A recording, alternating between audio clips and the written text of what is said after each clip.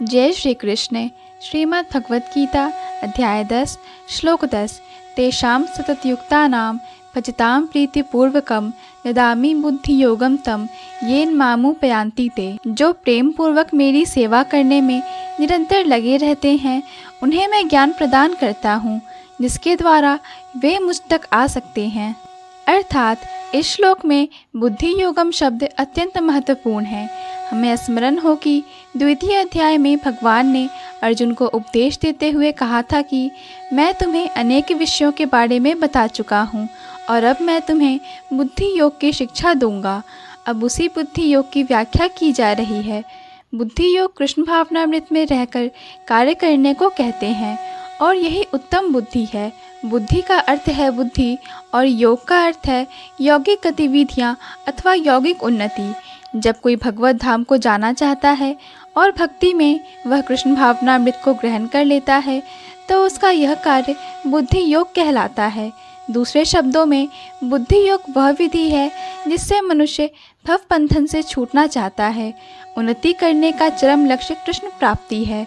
लोग इसे नहीं जानते, अतः भक्तों तथा प्रामाणिक गुरु की संगति आवश्यक है।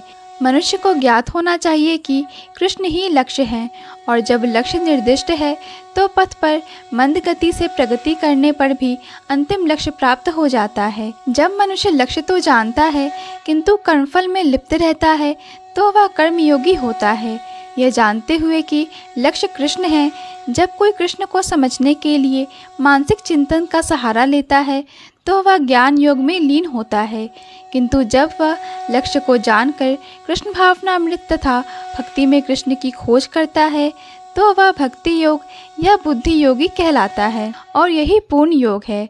यह पूर्ण योग ही जीवन की सिद्धावस्था है। जब व्यक्ति प्रामाणिक गुरु के होते हुए तथा आध्यात्मिक संग से संबद्ध रहकर भी प्रगति नहीं कर पाता क्योंकि वह बुद्धिमान नहीं है तो कृष्ण उसके अंतर से उपदेश देते हैं जिससे वह सरलता से उन तक पहुंच सके।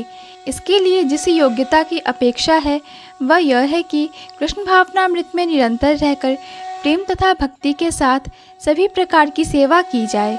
उसे कृष्ण के लिए कुछ न कुछ कार्य करते रहना चाहिए, किंतु प्रेम पूर्वक। यदि भक्ति इतना बुद्धिमान नहीं है कि आत्म साक्षात्कार के पथ पर प्रगति कर सके, किंतु यदि वह एक निष्ठ रहकर भक्ति कार्यों में रत रहता है तो भगवान उसे अवसर देते हैं कि वह उन्नति करके अंत में उनके पास पहुंच जाए। जय श्री कृष्ण। पूर्ण भगवद गीता के श्लोकों को सुनने और समझने के लिए कृपया हमारे चैनल को सब्सक्राइब करें। वीडियो पसंद आया हो तो लाइक और शेयर करें।